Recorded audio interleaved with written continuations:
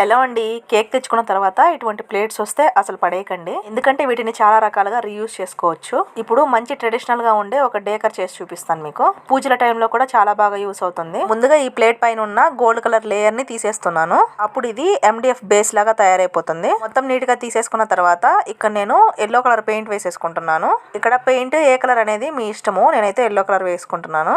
Complete గా yellow colour paint వేసేసుకున్న తర్వాత బాగా డ్రై అయ్యే వరకు పక్కన పెట్టేసుకొని చూడండి. ఈ విధంగా ఇలా చేసేసుకున్న తర్వాత బ్లాక్ కలర్ పెయింట్ తీసుకొని ఇలా కోలం డిజైన్ అయితే వేసుకున్నాను. చూసారు కదా ఎంత బాగుందో. ఇంకొంచెం గ్రాండ్ లుక్ కోసం నా దగ్గర హాఫ్ పర్ల్స్ ఉంటే అవి కూడా అక్కడక్కడ అంటించేసాను. ఇప్పుడు ఇటువంటి కోలం డిజైన్స్ ఉన్న ఐటమ్స్ చాలా బాగా ట్రెండ్ అవుతున్నాయి. మంచి ట్రెడిషనల్ లుక్ కూడా ఇస్తుంది అనమాట.